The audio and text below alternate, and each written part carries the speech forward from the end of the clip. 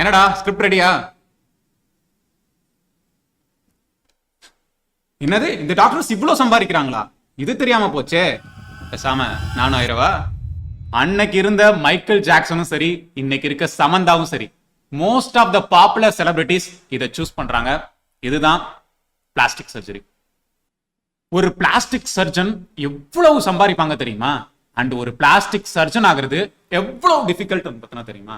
இது எல்லாத்தையும் இந்த வீடியோல நான் உங்களுக்காக கவர் பண்ணியிருக்கேன். வீடியோவை கடைசி வரைக்கும் ஃபுல்லா பாருங்க. இந்த பிளாஸ்டிக் சர்ஜன்ஸ்லாம் யாரு? பிளாஸ்டிக்னா இந்த பிளாஸ்டிக் கிடையாது. பிளாஸ்டிக் மாதிரியே நம்மளோட ஸ்கின் அண்ட் சாஃப்ட் டிஷ்யூஸை வந்து பார்த்தீங்கன்னா மோல்ட் பண்ண முடியும். அதனாலதான் இதுக்கு பேரு பிளாஸ்டிக் சர்ஜரி. நானும் என்னோட ஜெனரல் சர்ஜரியில நிறைய சூச்சர்ஸ் போட்டிருக்கேன், நிறைய பேர் போட்டிருக்கதையும் பார்த்திருக்கேன். ஆனா இந்த பிளாஸ்டிக் சர்ஜன்ஸ் போடுவாங்க பாருங்க சூச்சர்ஸ், வெரி பியூட்டிஃபுல், அவ்வளோ அழகா இருக்கும். அதுலயும் அவங்க போடுற அந்த சப்கியூட்டிகுலர் சூச்சர்ஸ் இருக்கு பாத்தீங்களா, ஒரு புண்ணை அப்படியே தழும்பே இல்லாம அவ்வளோ அழகா வந்து பார்த்தீங்கன்னா ஆர வச்சு. That's why they are call surgeon.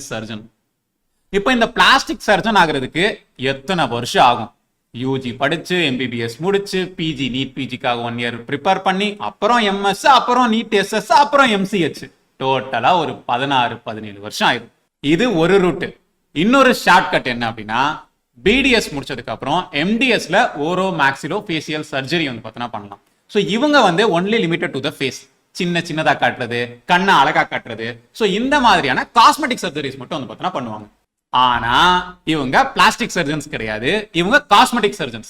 அப்ப இப்போ ஒரு கேள்வி வரும் உங்களுக்கு, பிளாஸ்டிக் சர்ஜன்ஸ்னா யாரு, காஸ்மெட்டிக் சர்ஜன்ஸ்னா யாருன்னு.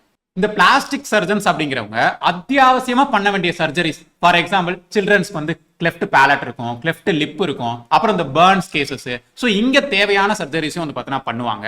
பிளஸ் காஸ்மெட்டிக் சர்ஜரிஸும் வந்து பண்ணுவாங்க. இந்த காஸ்மெட்டிக் சர்ஜன்ஸ் என்ன சர்ஜரிஸ் எல்லாம் பண்ணுவாங்க அப்படின்னா, ஒரு பர்சன் தங்களை அழகா காமிச்சுக்கிறதுக்காக பண்ணக்கூடிய சர்ஜரிஸ், ஃபார் எக்ஸாம்பிள் மூக்கை வந்து அழகா வந்து பார்த்தீங்கன்னா காமிக்கணும், ஸோ இந்த மாதிரியான சர்ஜரிஸை இவங்க பண்ணுவாங்க. இந்த காஸ்மெட்டிக் சர்ஜரிஸ் மூலியமா உங்க ஃபேஸை மாற்ற முடியுமா? முடியும். லிப்ஸை மட்டும் அழகா காமிக்கணுமா? அதுவும் வந்து பார்த்தீங்கன்னா பண்ண முடியும். இந்த கைனகாலஜிஸ்ட்லாம் இப்ப ஸ்பெஷல் ட்ரைனிங் ப்ரோக்ராம் போயிட்டு பிரைவேட் பார்ட்ஸை பியூட்டிஃபிகேஷன் பண்ணக்கூடிய வல்வோ பிளாஸ்டிக் ப்ரொசீஜர்ஸ்லாம் இப்போ வந்துருச்சு. இப்போ நம்ம மைக்கேல் ஜாக்சனுக்கு வருவோம். அவரோட 30 இயர்ஸ் ஆஃப் ஜேர்னில எவ்வளவு காஸ்மெட்டிக் சர்ஜரிஸ் பண்ணிருக்காரு அப்படின்னா, அவரோட உருவத்தையே மாத்திட்டாரு. என்னெல்லாம் பண்ணிருக்காரு? பிளிஃபோரோபிளாஸ்டி பண்ணிருக்காரு, நோஸ் ரீகன்ஸ்ட்ரக்ஷன், சின் ரீகன்ஸ்ட்ரக்ஷன், சீக் ரீகன்ஸ்ட்ரக்ஷன், லிப்ஸ் அழகா காமிக்கிறதுக்கு அதுக்கு ஒரு சர்ஜரி, இப்படின்னு எக்கச்சக்க ப்ரொசீஜர் வந்து பார்த்தீங்கன்னா பண்ணிருக்காரு. அவரோட ஹேர் டிரான்ஸ்பிளான்ட்டுக்கு மட்டுமே 2 கோடி ரூபாய் இன்னைக்கு மதிப்புல அன்னைக்கே செலவு பண்ணிருக்காரு. இப்படி மொத்தமா 100 சர்ஜிக்கல் அண்ட் நான் சர்ஜிக்கல் ப்ரொசீஜர்ஸ் மட்டும் பண்ணிருக்காரு. சரி, இப்ப சமந்தா பத்தி யோசிச்சிருப்பீங்க. எஸ், அவங்களும் லிப் ஃபில்லர்ஸ் வந்து பார்த்தீங்கன்னா பண்ணிருக்காங்க. இதுவும் ஒரு நான் சர்ஜிக்கல் ப்ரொசீஜர் தான். மற்ற சர்ஜன்ஸை விட இந்த பிளாஸ்டிக் சர்ஜன்ஸ் மட்டும் ஏன் இவ்வளவு அதிகமா சம்பாதிக்கிறாங்க?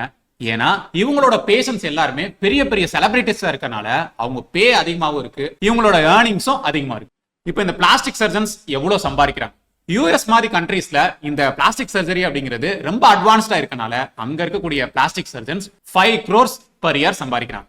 அதுவே இந்தியாவில் பிளாஸ்டிக் சர்ஜரி அப்படிங்கிறது இப்பதான் கொஞ்சம் அட்வான்ஸ் ஆகிட்டு வரதுனால ஒரு இயருக்கு இங்க நம்ம பிளாஸ்டிக் சர்ஜன்ஸ் ஒரு கார்பரேட் ஹாஸ்பிட்டல்ல 30 to 40 lakhs வந்து பார்த்தீங்கன்னா ஏர்ன் பண்றாங்க. இதுவே பிரைவேட்டா ஓன் ஹாஸ்பிட்டல் வச்சிருந்தா உங்க ஏர்னிங்க்கு எண்டே கிடையாது. இந்த வீடியோ பார்த்துக்கிட்டு இருக்க நீங்க கூட உங்களை அழகுபடுத்திக்கிறதுக்காக காஸ்மெட்டிக் சர்ஜரிஸ் பண்ணலாம் அப்படின்னு சொல்லிட்டு யோசிச்சுக்கிட்டு இருப்பீங்க. இதுலயும் மற்ற சர்ஜரிஸ் மாதிரி நிறைய காம்ப்ளிகேஷன்ஸ் வந்து பார்த்தீங்கன்னா இருக்க தான் செய்யுது. நான் உங்களுக்கு சொல்ற ஒரு விஷயம் என்னன்னா, நீங்களாவே வந்து பார்த்தீங்கன்னா இருங்க. Love your self.